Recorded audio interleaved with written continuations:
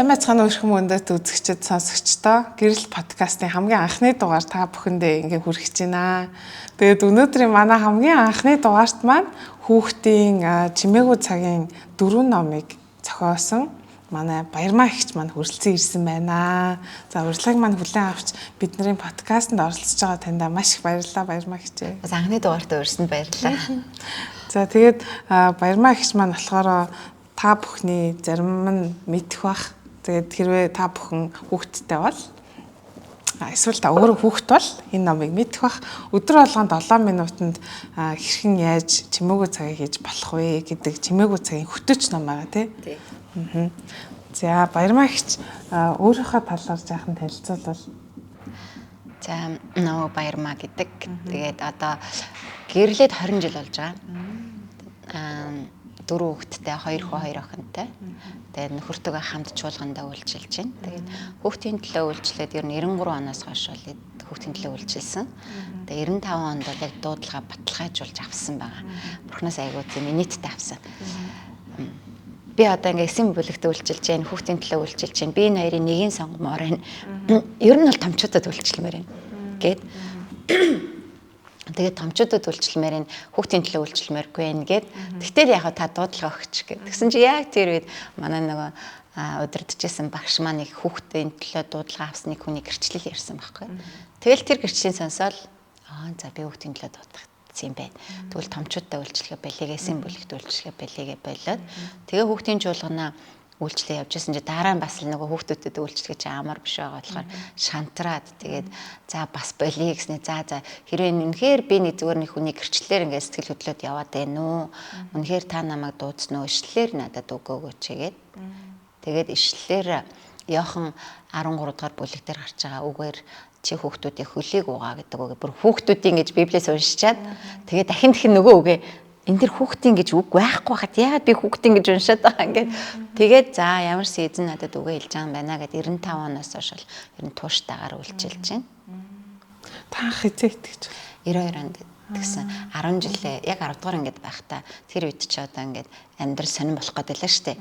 Айгу итгэж үнэмшиж явсан коммунист социалист нийгэм маань нуран унаж тэг би яг яах чаа мэдэхгүй. За би өөр мэдэхгүй. Миний дээр байгаа ах эгч нар мэдэхгүй.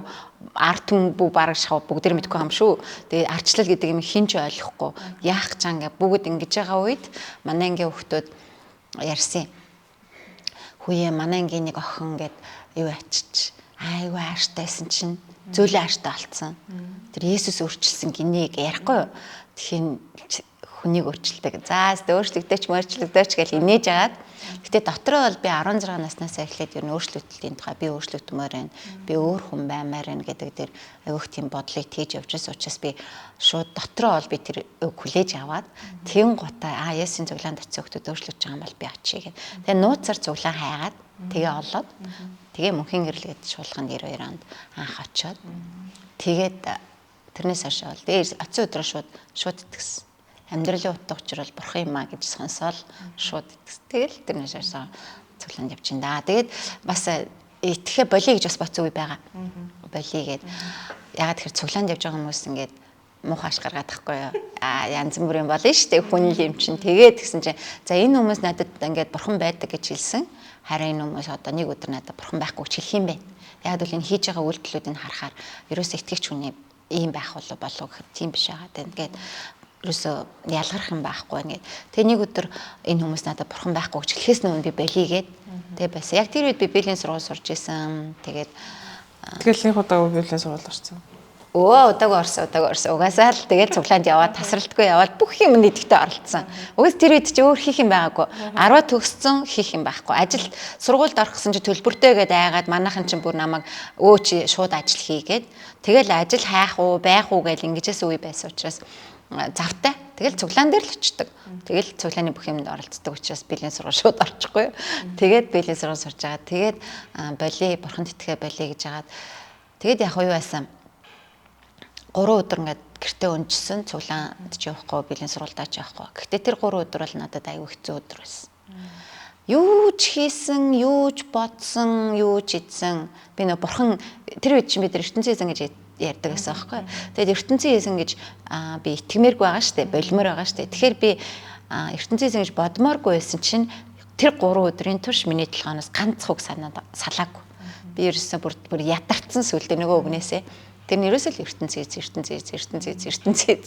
Тэгээд би бүр ядраад ёо болио гэ 3 дахь өдрийн хооронд болио би 50 баймаар амар 50 баймаар та амралтыг өгдөгс хэрэг үнэхээр та хүнээс хамаарахгүй та оршдог гэдэг нь үний юм бол надад амар 50 нөгөөч би одоо залхаж байна ядарч байна гэсэн чи маргааш өглөө нар мандаал амьдрал сайхан санагдал би босоод би юу ч анзаараагүй өглөө босоод би шууд босоод хувцас өмсөл гарах гэсэн чи манай их жахад хааж чаан гэсэн бэлэн сургуультай гэл гараа авц. Тэгэл бэлэн сургууль дээр ирээ чи яас гэсэн чи оо яачгүй зүгээр гэдэг ингэсэн. Гэхдээ гинт би хүмүүсийн асуултыг анзаарснаа бурхан байдаг.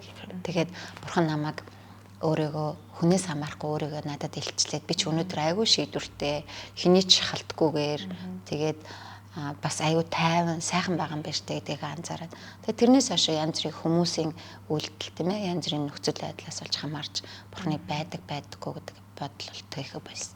Байдаг нь үнэн гэж эргэлзээг болсон ба. Та одоо гэр бүлийнхаа тухай дөрөв хүүхэдтэй гэсэн шүү дээ. Ер нь бол орой гэрэлсэн. Ууг нь бол бодлороо бол одоо бол арай залуу гэрэлсэн ойлгомжтой. Тухайн үедээ бол үеийнхнээс арай орой гэрэлсэн. Тэгээд нэг цуглаандаа хамт явж байгаад тэгээд 93 онд анх цуглаанд ирэхдээ сайн мэдээ ярьсан залуутайгаа 9 жилийн дараа хурмээсэн байна. Тэгээд бурхны еврэлээр ер нь залбирлаар ер нь хүүхдүүд маань ирсэн. Тэгээд анх бол гэрлээд хүүхдтэй болохгүй байсан. Тэгээд эмчилгээ хийлгээд тэгээд залбираа. Тэгээд ер нь хаана шиг залбираад одоо надаа яг хүүг мөг.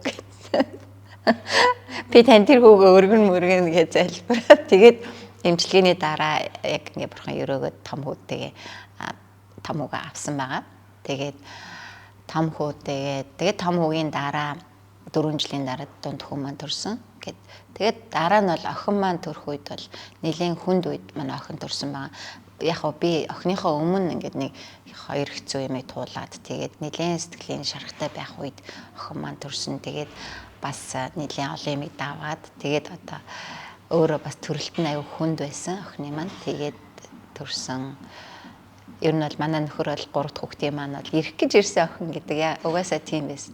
Ирэх гэж ирсэн охин гэдэг. Тэгээ дараа нь 4 дахь нэг сонь.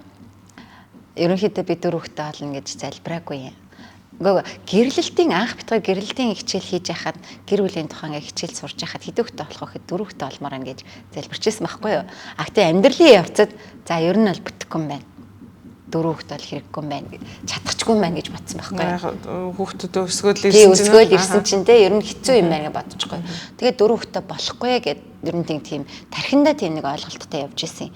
Тэгээд би өвдөөд болдгоо эмнэлэг твтэл үзүүлээ яваас манай нэг өдөр би 4 хүүхдээ болж ингэ зүтэлсэн ингээд. Тэгээд жоохон инээгээ шоолоод нэг сонирн болсон чинь яг үндэ тэр үед 4 дахь хүүхэд маань ирсэн байсан. Тэгээд нөхөр маань тэр 4 дахь хүүхдийн маань төрүүлж мэдээд тэгээд бурхны өрөөлөөр тэгээд 4 дахь хүүхдээ төрүүл. Одоо бол 4 хүүхдээ л үнэх хэрэг ивэлтэй өрөөлтэй. За заримдаа бол боддөг юм а 2 хүүхдээ хүмүүсийг харуул амар гоё гэж бодох үе бас ээ. Өнөөдрийг хүртэл хийж үзсэн ажлуудаасаа яриул.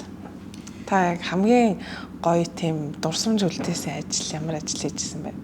Ер нь л би 95 онд бэлгийн сургуульд ажилласан байхгүй юу. Тэгээд бэлгийн сургуульд ажилласны дараа яг тэр үед бэлгийн сургууль яг одоогийн хэм маягаар шинжлэгдэж зохион байгуулагдаад 100-3 сард нь би ингээд ажиллаж хэлжсэн чинь намайг бэлгийн сургуульд ажиллаж байхад манай хүүхдийн цэглэний дэмжтүү гэдэг байгууллагын хүмүүс намайг дэмжтүүдэд ажиллаач гэхгүй гэх юм би үгүй би чад ажилтаа шүү дээ. Өөр ажилгүй хүмүүсэнд байхад яг намайг асууж байгаа юм бэ гэд. Тэгсэн чинь би захиралтай хэлэхгүй юу. Ингээд би дэмжтүүд намайг ажиллах уу гэж асуусан гэдгсэн чинь манай захирал шууд инээснэ баярмаа чи мэдхүү энэ 3 сарын хугацаанд чи надтай ирсэн 3 сарын хугацаанд би чөлөө авч болох уу гэж асуусан гинэ. Тэгсэн чинь за юунд гэхээр би манай цуглаанд хүүхдийн цуглаанд их гэж байгаа манай хүүхдийн багшилт их гэж байгаа хүүхдийн цуглаанд их гээд хүүхдийн цуглааны нэг тим сургалт болох гээд тэгэл ингээд асуусан гинэ. Тэгээ баярмаа чи 3 сарын хугацаанд дандаа хүүхдийн цуглааны тухай асууснаа мэдхүү. Тэгэхээр юу Энэ бол эзний чиний дуудлага гэж очино. Хэрвээ чи үнэхээр тийш орно гэвэл надад асуудалгүй гэд. Тэгээ би бэлгийн сургуулийн дараа маш олон жил ер нь хүүхдийн цалины дэмжигчдад ажилласан. Тэгээ хүүхдийн цалины дэмжигчдүүд бол ер нь миний хамгийн их дурсамжтай сайхан он жилүүд байхгүй. Тэнд маш их юм санаачилсан, маш их бурханаас ингээ санаанууд авсан багаараа хамт олноороо бүгдийг бас бие биенийхээ санаачилж байгаа санаачлагууд дээр бүгдээрээ цуглаануудын дунд, хүүхдийн цуглаануудын дунд, хүүхдийн багш нарын дунд маш олон үйл ажиллагаануудад зохион байгуулсан.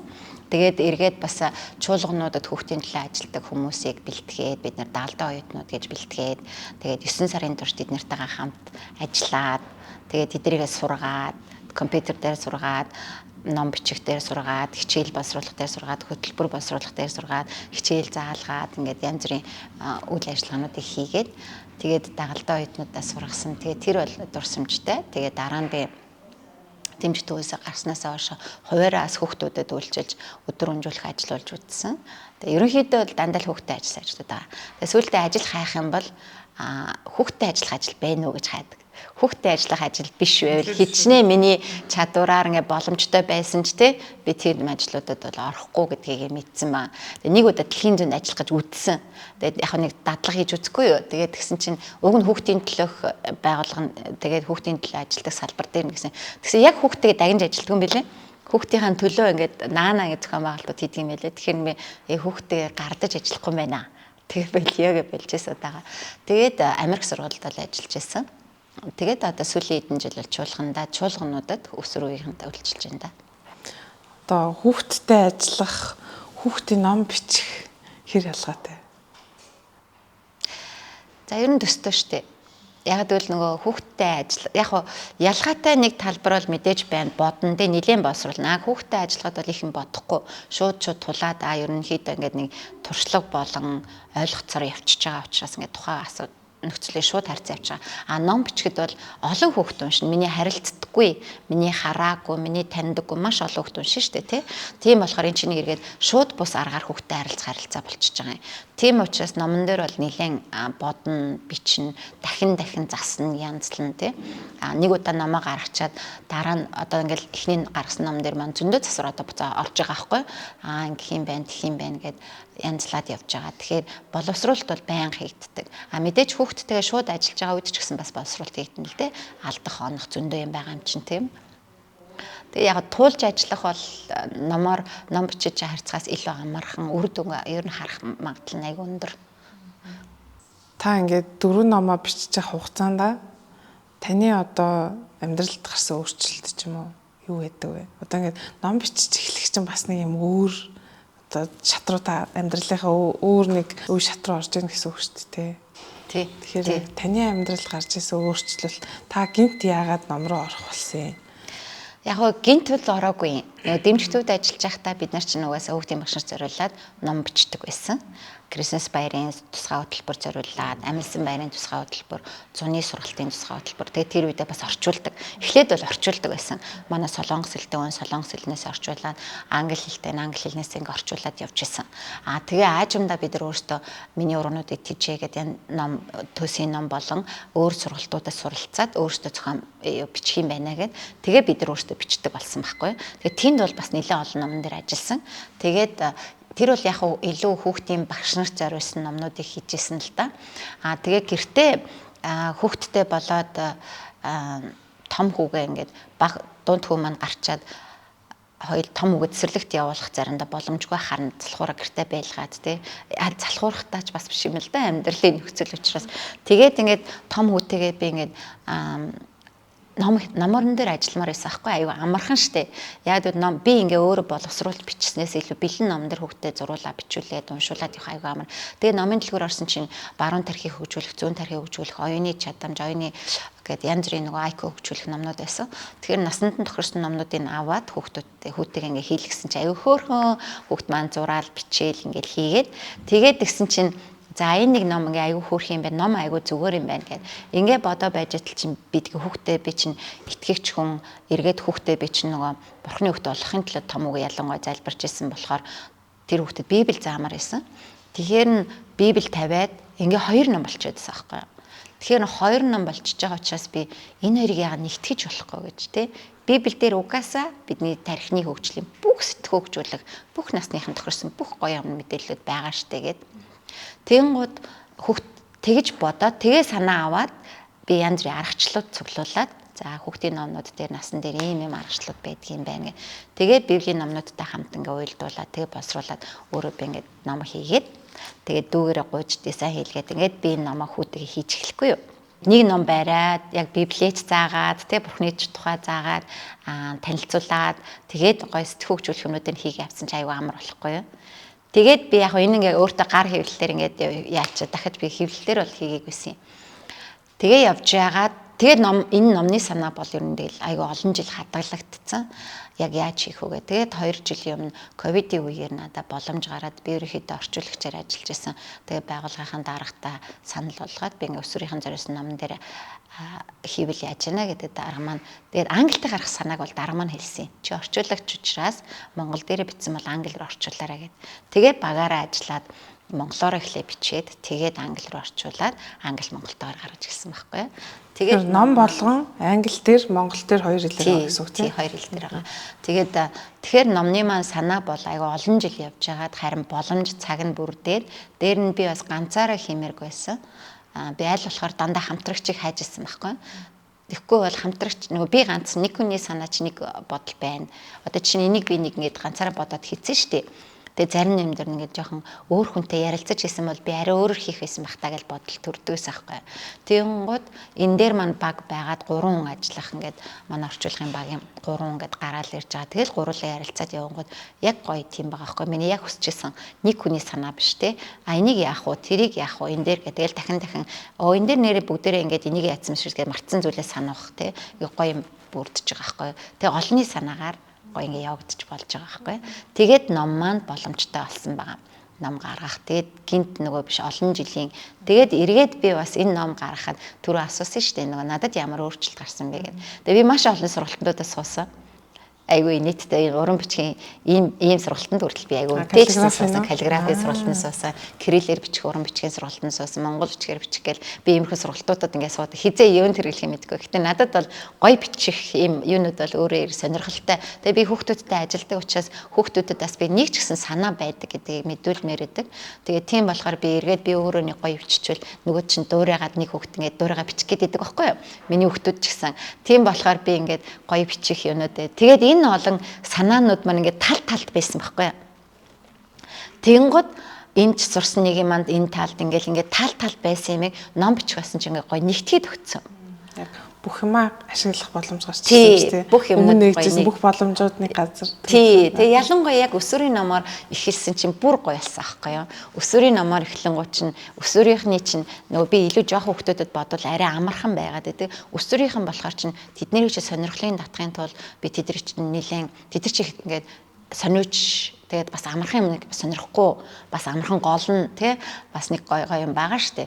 Тэгээд тэр онцлогт ингээ бодохоор тэдний сонирхол тааруулахын тулд юу яах вэ гэсэн чинь миний нэг аюу олон энтийн сурсан өмнөх туршлагууд болон тэгээ дээрээс нь шинээр сурах хэрэгтэй шаардлагатай юмнууд гарч ирээ те дизайн гэдэг юм бол шинээр сурах юм байгаа байхгүй энэ өнгөнийг зохицлыг гаргаж ирэхтэй загварыг гаргаж ирэх гэдэг чинь ингээ шинэ юм ингээд ирэхээр нөгөө миний эргээд хүүхдтэй үйлчлсэн үйлчлэл манадаас өргөлж бүтээлч байдал санаачлахтай байдлыг шаардж байсан тэгээд тэрнийхээ дагуу би ингээд юмыг сонирхоол аюу тийм өлнүүдтэй явдаг гэсэн аахгүй цаанаасаа ингээл бурхан дуудлагаа өгөнгүүт баяр хөөргийг нь бас давхар өгдөг юм шиг тий. Тэгээ дээрэс нь боломжууд нь бас өөрсдөө нэгтэл. Тэгээ яг энэ донд танд хэцүү шантарч ирсэн үе хэр байна? Байна. Ер нь бол би байнга шантардаг. Ер нь бол би өөртөө үргэлж итгэлгүй байдаг. За чадахгүй штэ. За өнөөдөр гайгүй бичлээ. Маргааш нуусан чи за энийг ч энэ ч хүнд хүрэхгүй штэ. Хүүхдэд хүрэхгүй. За нэг яахгүй штэ гэдэг иймэрхүү шантрал бол байдаг. Өөрийгөө гол хөөцөл ялангуяа хамгийн нэгдүгээрт байдаг. Гадна талдаа бол би чи ингээл яриад ингээд байгаа юм шиг боловч дотроо бол би өөрийгөө голох юм аягүй хэдэг байхгүй юу.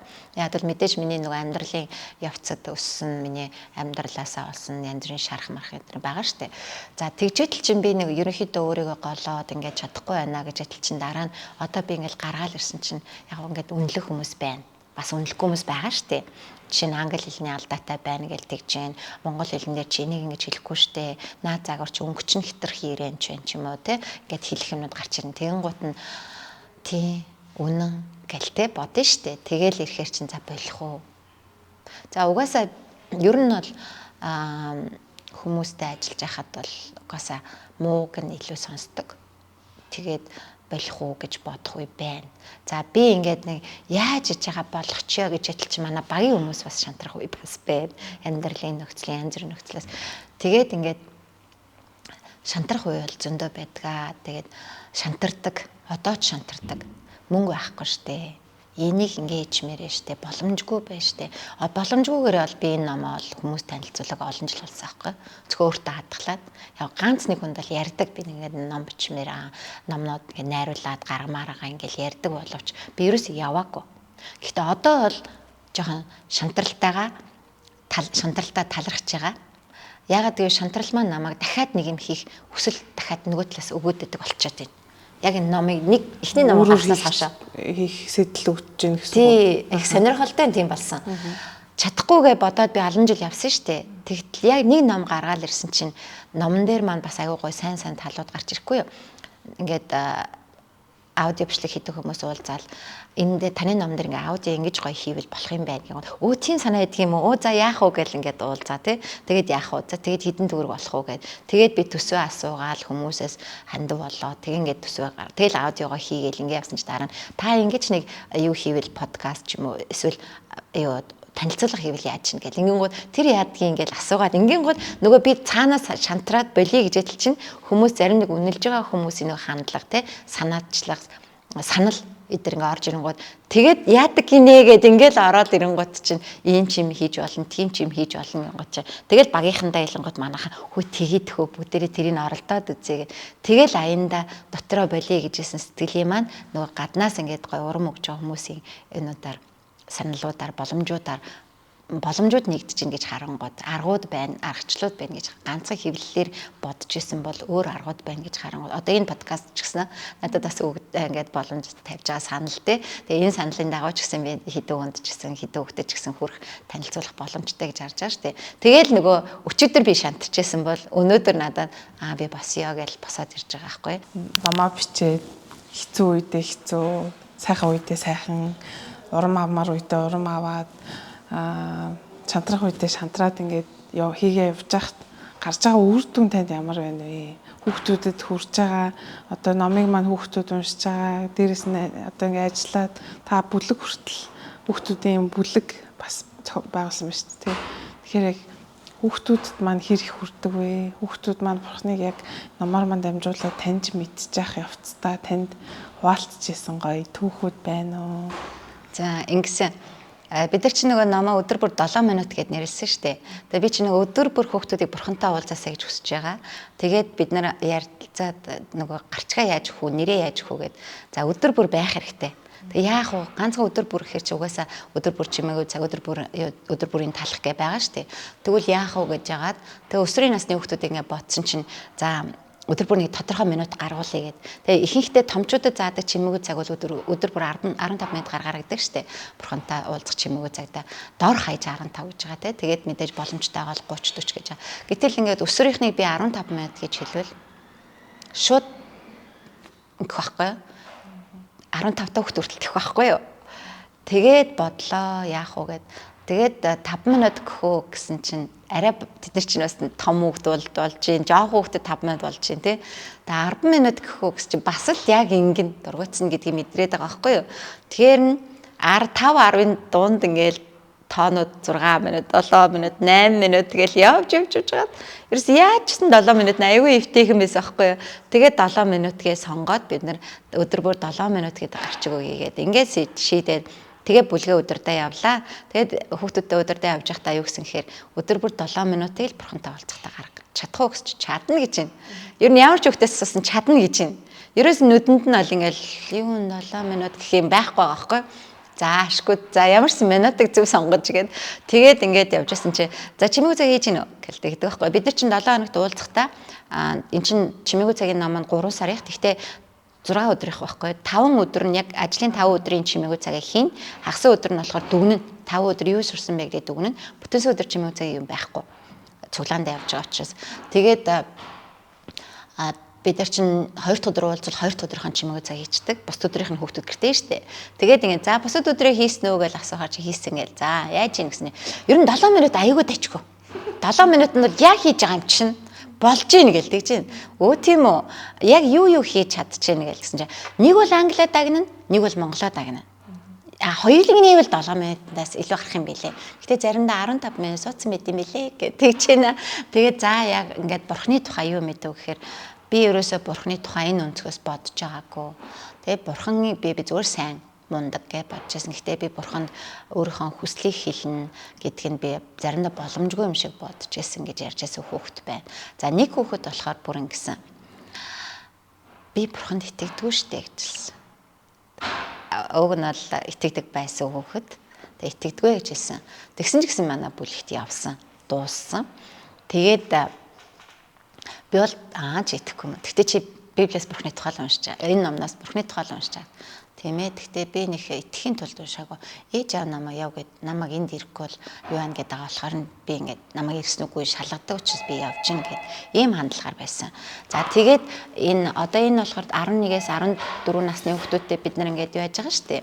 Гэтэл яг энэ нь болохоор 15-аас 18 насных нь 4 хүүхэд би шалгаруул сонгоод яг миний бүлэгт явж байгаа 15 хүрсэн хүүхдүүдээ сонгоод 14-өөс 15 хүрсэн хүүхдүүдээ сонгоод 16 та хүүхдүүдээ сонгоод ингээд би 15-аас 18 насных нь ном бичмээр байна. Гэтэ энийг би бичмээргүй байна. Та нараар бичүүлмээр байна. Би чиглүүлээ, удирдъя те. Би ингээд зааж өгье. Яах юу ч өстой санаа гэж хэлж өгье гэд. Ингээд юу ахгүй юу? Санал асуухгүй юу? За тэгсэн чинь нөгөө бурханд итгэдэггүй гэдэг охин маань би оролцъё гэсэн. Би санал тавьсан, оролцъё гэсэн. Тэгээд 4 хүүхэд маань дөрвөлээ оролцъё гэсэн. За тэгээ би тэр хүүхдүүдэд багчсан мөнгө төлсөн. Тэд нар бас хөлсөө гаргаж гин, юм бичиж гин, хийж байгаа учраас тэгээд бичсэн чинь одоо тэр хүүхд юу гэж хэлж байгаа гэхээр энэ дээр чинь тэр хүүхд бичгтээ бурхны тухай бичих байхгүй. Өөрөө түүхээ сонгоод, өөрөө Библийн баатраа сонгоод тэд нар ингээд өөрсдөө Библийн энэ ном бол яг хүүхдүүд маань өөрсдөө сонгосон Библийн түүхүүдээр нь явж байгаа. Библийн баатруудаар нь явж байгаа. Тэгээд дараа нь за бүгдээр ямар аргачлаар хийх үгээ. Тэгээ хүүхдүүд маань өөрсдөө өдрийн тэмдэглэл маягаар бичмээр байна гэд эхний сар нь өдрийн тэмдэглэл, 2 дугаар сар нь харилцан захаагаар бичмээр байна гэд тэгээд 3 дугаар сарын түүх хэлбэрээр бичмээр байна гэд ингээд өөрсдөө санаа гаргаад тэгээд санаануудыг хуваалцаж бүгднийг бие биендээ ингээд танилцуулаад ирсэн санаа. Тэгээд за аль санаа таалагдсан. За энэ санааны хувьд бол ийм юм байна. Энэ санааны хувьд л ийм байна. Сайн тал, сул тал бүгд талаараа ийм юм гэд. Тэгээд ярингууд өдрийн тэмдэглэл гэд ингээд бүгдээр шийдэж байгаа хгүй. Тэдний шийдвэрүүдээр нь ингээд за тэгвэл бичье гэд. Тэгээд ингээд Библийн баатраа судлаад тэгээд сая номоо дууссан чинь манай энэ хүүхэд маань юу гэж хэлсэн бэ гэхээр бурхны тухай бичих үнэхээр сонирхолтой байлаа гэж хэлсэн байгаа. Тэгээд одоо яг тэр хүүхэд бол тий ээж аав шахалтаар би бурханд итгэх ёстой байсан. Гэтэ надад бол ихтэй би итгэхгүй, би итгэмээргүй байна. Итгэдэггүй гэж хэлсэн хүүхэд одоо өөрийн ном дээр бичээд ажиллаад орчуулган дээрээ бас ажиллаад тийм гутаа тэр хүүхэд маань бурхны тухай бичих үнэхээр сонирхолтой. Аюу гоё байна. Би ийм юмны ард гарсан да. Нэг номны ард гарсан да. Нэг хүүхэд маань 1 сарын 1 сардаа 1 7 хоногийн 3 7 хоногийг бичсэн байхгүй. Тэгээд нэг талаар ингээ 3 7 хоног бичих амархан юм шиг боловч яг үндэ бол үгүй байсан. Аюу хэцүү. Тэд нар маань бас энэ нэг яах вэ гэд. Тэгээд гэтээ хинэнч дундаа шантарсан ч гэсэн болиё гэж хэлээгүй. Уулзах цагтаа уулзаж ирээд дуусгая. Ямарсан ард нь гарья гэдэг гарсан. Тэгээд яг хаа зарим хүүхэд бол үннээ л хэлсэн. Мөнгө байсан учраас би бас энэ ард гарсан гэж хэлсэн. Гэхдээ мэдээж мөнгө байгаа ч гэсэн эргээд бичиж байгаа зүйл нь өсвөрийнхэн зориулаа бичиж байгаа, үеийнхэндээ зориулаа бичиж байгаа тий. Тэгээд би ингээд бичиж ирсэн юм танаа үеийнхэн сонирх уу? Чи сонирхдаг юм уу? Үеийнхэн чи сонирхдаг юм уу? Гэт энэ ялгаануудаа бид нар гаргаж ирээд ингээд ярилцж яхад би сонирхдаг, үеийнхэн сонирхдаг. Тийм үү. Болж байна. Гэт те тэгээд ингээд бид нар ярилцаад бичээ явсан байхгүй. Тэгээ хамгийн сүүлд манай багийнхан бол энэ номнууд дээр ажилласан багийнхан маань бүх найруулга одоо янзлаад арга юмнуудыг ингээд зэгцлээд те дизайн бол янз бүр дээр зэгцлээ явсан байхгүй. Энэ нөө хамгийн сүүлд гарсан ном нь тий энэ хамгийн сүүлд гарсан тий. Хүүхдүүд юм өөрсдийнх нь бичсэн ном байна шүү дээ. Тэгэхээр одоо яг энэний дараагийн 3 цувралыг бол өсвөрийнхэн бичих юм. Бас л яг саяных шиг аргачлалаа ингээд гаргаад бид нар тэгээд энэ 3 номн дээр бол манай өсвөрийнхэн би бас хүүхдүүдэд хаагаад асуугаа явж байгаа. байгаа. Тэгээд тэднийг зохион байгуулад тэгээд тэднэрээр мэдсэн 4 ном гарч ирэх байхгүй. Тийм. Тэгээд бид нар бол одоо дараагийн сэдвүүдээ бол гаргацсан байгаа. Нэг ном бол яг Библиэлд гэр бүлийн тухай юу гардаг юм бэ? Библиэсээ бид нэр гэр бүл талаас судална. Нөгөө ном нь болохоор сэтгэл зүй талаас хүний сэтгэл зүй. Библиэлд гарч байгаа баатрууд одоо шантарч исэн юм уу? Тэгээд улаан шугамар ялтай байгуулсан юм уу? Үгүй юм уу? Тэ? Юу туулж байгаа? Хүний сэтгэл зүйд нь яг юу байдгийг. Тэгээд өнөөгийн хүүхд өсвөр үеийнхэнд байгаад байгаа сэтгэл зүйн асуудал энэ дийлэн баатруудад байдаг юм. Энэ талаас нь судлах байхгүй. Нэг ном нь нөгөө ном нь болохоор Библи дээр юу ямар мэрэгчлээд гарсан юм. Тэ өсвөрийнхэн угаасаа явуучраас тэгээд одоо өсвөрийнхэн бас янз бүрийн мэрэгжил энийг ч эзэмшээ, энэч болчий, тэрч болчий гээл зарим нь бол тууштай болцсон гээл явж байгаа шүү дээ. Янз бүр байгаа. Ихэнх нь тодорхойг байгаа. Өнөөдөр энэ гоё байна, маргааш энэ гоё байна. Тэгээд инхээр Библиэлд гардаг мэрэгчлүүд яадаг юм, бурхан тэр мэрэгчлүүдийг яаж дэмждэг юм те. Энэ талаас нь ингээд бичгээр энэ 3 санаан дээр тулгуурлаад өсвөрийнхаа хүүхдүүдтэй ингээд явж байгаа. Тэгээд мөн энэ дээр ажилласан зарим хүүхдүүд маань өргөжлүүлэн ажиллах юм байна. За тэгээд иймэрхүү маягаар ингээд өсвөрийнхөндөө үр дүнгээ гаргаж байна. Тэгээд мэдээж хүүхдүүд маань бурхантай уулзах амархан болсон. 7 минут амархан болсон. Ер нь бурханы нэрийг дуудаад ингээд одоо бурхантай уулзах цаг гэдэг бол ингээд нэг тийм номын гэж боддог байсан. Яг залбирлаар эхлээл ингээл Библи уншаад, бичээл, тэмдэглээл ингэн гэж боддог байсан. Гэтэл одоо бидний хийж байгаа энэ чимээгүй цаг бол номын биш ээ. Уншин, тэ бодно. Тэгээд бичнэ, зурна. Тухайн үед бурхны тухай тэр шинжээс ингээд бичнэ. Юу байж болох юм? Зүгээр санаанд орсноо бичнэ. Тэгээд нэг асуултанд нь хариулна. Аюугаа амархан баа гэж хэлсэн. Бурхантай уулзах цагийг л хүнд гэдэг сэтгэлээс нь л гаргаж тий уулзах амархан бурхан үргэлж бидний дэргэд байгаа. Тий тэрийг бид нар ингээд ойлгуулж хүн зориг байсан. Тэгээ тэр зорилгоо бол харж байна. Тэгээ ихэнх хүүхдүүд маань тэгж хэлж байгаа. Тэгээ баяртай байгаа. 4 ном гаргацсан байна. За тэгээд энэ 4 номоо хүүхдүүдэд зориулаад та аль хэзээ бүлгээр нь хүүхдүүдийг ажилуулад үзсэн байна. Тэгээд өөрийнхөө хүүхдүүд дээр та бас одоо ямар өөрчлөлт гаргаж байгааг нь харцсан байна. Та яг энэ номноосоо гадна дахиад 4 ном гарганаа. Тэгээ энэ одоо бага насны хүүхдүүдэд зориулсан номоо дахиад 7 ном гаргана гэж байна. Та ингээд яваалаа штэ тий. Яг энэ ном маань ер нь бол олон хүүхдүүдэд хүрэх, миний бодлоор бол олон хүүхдүүдэд хүрэх бах. Та яг цаашдаа бүр алс хиттэй энэ номнуудаар дамжуулаад ямар өөрчлөлтүүд гараасаа гэж хүсдэг вэ? Зөвхөн хамгийн гол хүсэл маань угаасаа би хүүхдийн төлөө үйлчилж байгаа учраас хүүхдүүдийг Христийн дагалдагч болохыг л хүсэж байгаа. Бурхантай л ортуулахыг хүсэж байгаа. Тэгэхээр Христийн дагалдагч гэдэг ойлголт өөрөө их маш их юм агуулдаг ойлголт шүү дээ. Их том ойлголт шүү дээ. Тэгэхээр миний хүүхдүүдэд яг энэ Христийн дагалдагч болохыг би өөрөө шууд ажиллаж байгаа хүүхдүүдэд шууд арга замаар ажиллаж байна. Шууд бас арга зам нь өөрөө ном баггүй. Тэгэхээр энэ номоор дамжуулаад миний уйлзаж чадахгүй, харж чадахгүй тэр хүүхдүүдэд бас эзний тухай таниулаасаа гэж хүсэж байгаа. Тэгэхээр би Христийн дагалдагч дараагийн заламж халаа үеийг бэлтмээр байгаа юм. Хэдийгээр аав ээж нь итгэгч байсан ч эргээд хүүхдүүдтэй бурхны тухай гэрчлэл бол янз бүр байгаа штэ. Тэгээд сайн мууд аль аль гэрчлэлүүд явагддаг. Би өөрөө хүүхдүүдэд ирсэн сайн муу гэрчлэлүүдийг явуулж байна. Тэгээд энэ бүгдээс эцэст нь л хүүхдүүд бурхантай уулзаасаа гэдэг бол миний ерөөс том зорилго. Тэгээд тэрэн дотроо би хүүхдүүд бурхны үгийг уншихгүй бол боломжгүй. Тэгээд шууд Библийг бол уншихгүй байна. Тэгэхээр шууд Библийг уншихдаг тэр арга замуудыг насных нь онцлог тохируулаад баг багаар Библийг танилцуулж явж байгаад хүүхдүүд Библийг уншдаг болоосай. Бурхны таньдаг болоосай тий. Тэгээд хамгийн түрүүнд асуудал гарахад л эзэн минь ээ амандаа цэцгэл дотроо эзнийг дууддаг байгаасай гэж бол би үнэхээр хүсдэг. Тэгээ ийм учраас л энэ номнууд дээр ингээ ажиллаж байна тий. Тэгэхээр хүмүүс яаж уншвал зүгээр юм бэ? Энэ подкастын яг одоо үндсэн зорилго нь монголчуудаа итгэгч хүмүүсээ бурхны дагалдагчдаа уншаач хамтдаа ингээд хөгжөө дараагийн шат руу гарыг үнэхээр жинхэнэ дагалдагч байя гэдгийг л хэлмээр байгаа байхгүй. Тэгэхээр та юу хэлмээр байна? Яг итгэгч хүмүүстэй та яг манайхаа тий захиж хэлэх юм байна уу? Подкастаар дамжуулаад. За энэ дээр би нэг жишээ ярив. Би дээр үед сонгогдсон дагалдагч гэдэг нэг Солонгос пасторын итгэлийн гэрчлийн номыг уншижсэн байхгүй юу. Тэгээ ном штэ, зураг байхгүй. үгээр дүрсэлсэн байгаа. Тэгээд тэрийг ингээд уншиж одоо хүртэл миний толгойд ингээд байдаг байхгүй юу. Мэдээж аюул олон юм миний толгойд байна л да. Тэгээд уншсан номнуудаас тий. Гэтэ яг одоо бол энэ тэр төгс санаанд орж байна. Тэгээд тэр ингээд пастор ингээд Германаас ингээд нэг пастор та ингээд айгүйх мундаг пастор гэж байна гэд нэг залуу ирлээ. Таад нөгөө залуу чи ирээд тэгээд анх удаа модон жорлонд орж үзэж байгаа залуу. Тэгээд нөгөө модон жорлон нөгөө солонгос хүмүүс нь арай жим багтаа туранхаа хоолунд мотоо уух байсан аахгүй. Тэгээд нөгөө модон дээр нөгөө залуу чинь зогсоод пад ундаг байхгүй юу. За энэ бол айгүй муухай дүрслэл боловч яг үнэндээ энэ тэр пастор юу хэлдэг вэ гэхээр яг тэр жорлон дунснаас эхлээд энэ залуу бурхныг олсон юм а гэж хэлдэг байхгүй юу. Тэгээд тэрийг ингээд бид нэр киногоор үзчихвэл ингээл энийг л өнгөрчнө.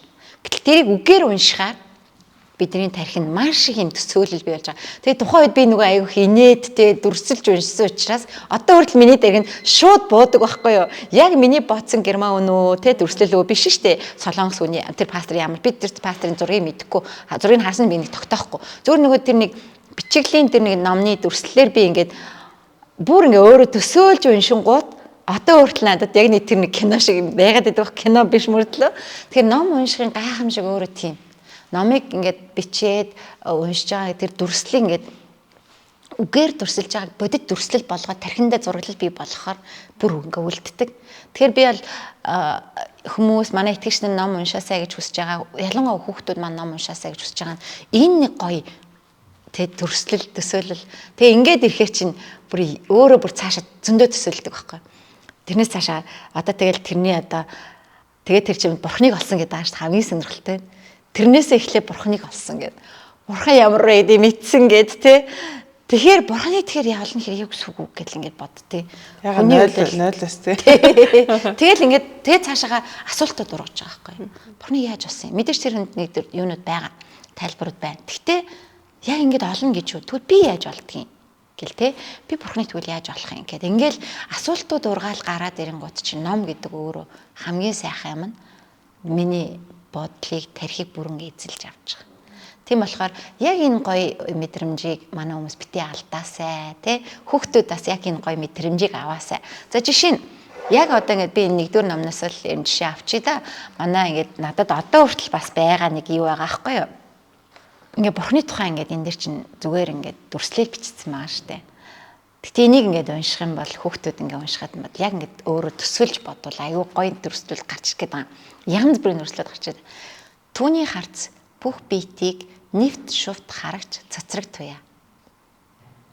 Бурхны харц ямар байх вэ? Цацраг туяа гэж юу вэ? Гингууд нэвт ингээд орхон нь шүү дээ, тий? Түүний чих ямар ч дууны долгионыг шүүрэн сонсогч. Юу гэсэн үг вэ гээл, тий? Тэгвэл бурхан ямар гэсэн үг вэ? Тэнд гарч байгаа чимээ, тэнд гарч байгаа хөлийн чимээг сонсно, тэнд гарч байгаа хөгжмийн айлгыг сонсно, энд гарч байгаа миний шаналж байгаа дуу хоолой, сэтгэлийн дуу хоолой бүгдийг сонсдог гэсэн үг гэл те. Тэгэл түүний оюун ухаан хүмүүний бодлыг гүйцэн төрүүлэгч хуй салхи. Хуй салхи. Тэ. Ингээл бодохоор аюух төрслүүд бий болж байгаа байхгүй юу? За би бол нэг төрслүүд бий болж штэ, чамдаас нэг төрслүүд бий болж байгаа гэж очино. За эндээс хамгийн сүүлийн нэг өгүүлбэр. Тэрээр уг тоосыг ажиглан за энээр хоёр үг. Энэ дэлхийд бүх зүйлс түүний нүдний өмнө байх өчүүхэн жижиг тоос бөгөөд тэрээр уг тоосыг ажиглан харж хаашаач үл алдах авраг бит мэт гэж. Тэнгууд надад нэг амар авраг бит төсөөлөгдөд тэг тоос гэхээр ингээд нэг тоосын ширхгийн те тэр чин бужигна штий.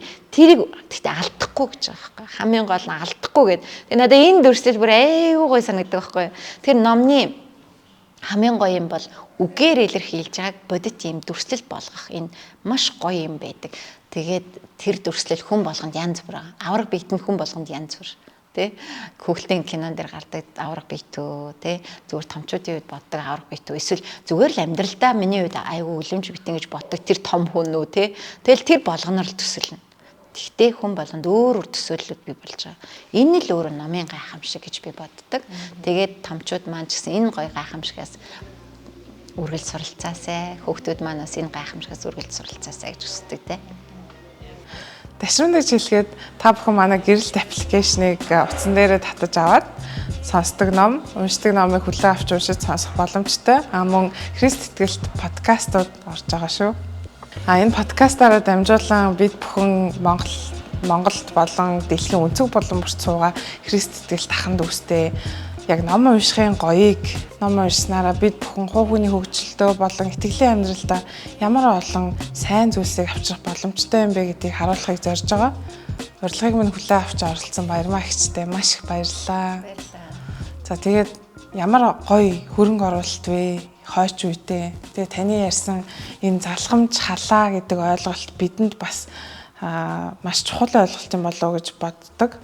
Монгол улсад Христ итгэл одоо дөнгөж 30 гаруй жилийн настай болоод байна. За тэгээд яг энэ номыг олон хүүхдүүд уншиж энэ номоор дамжуулан олон яг таны сая хэлсэн шиг олон хүүхдүүд Бурхныг таньж мэдэх болтугай. Тэгээ таны алсын хараа, хүсэл, мөрөөдөл, зориг бүгдээрээ гоёор биелэх болтугай. Баярлалаа. Тэгээ таны гэр бүл, ажил амьдрал дээр Бурхны ивэлэр бол хамгаалалт дүүрэн байх болтугай. Баярлалаа. Тэгээ тандаа баярлалаа.